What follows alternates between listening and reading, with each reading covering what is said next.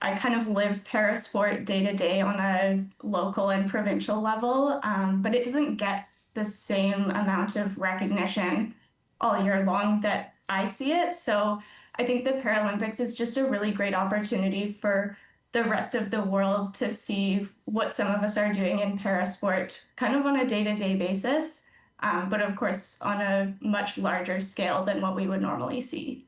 Right, and the fact that the Paralympics have become more popular over the last decade, what impact has that had on awareness of parasports?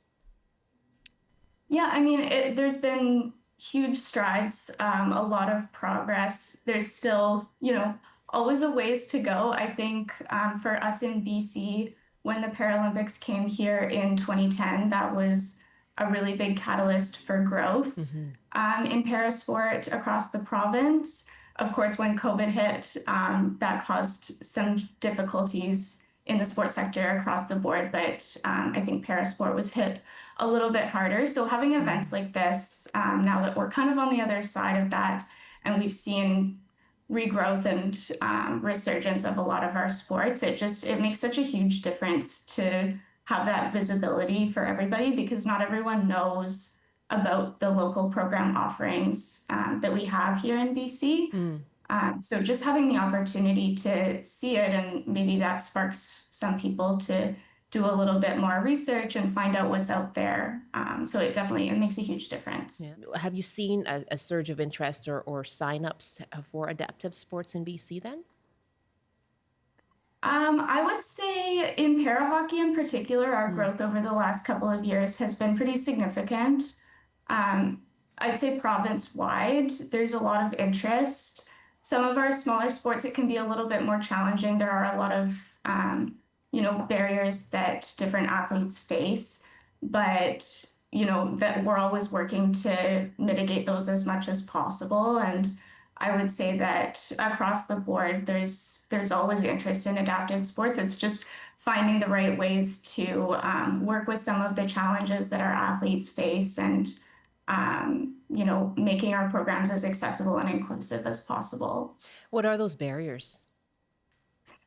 I would say some of the most significant ones would be cost. Adaptive equipment is very expensive. It's difficult for a lot of athletes who often are facing financial barriers, even just to get started in a sport because of the cost. And then accessibility is another really big one.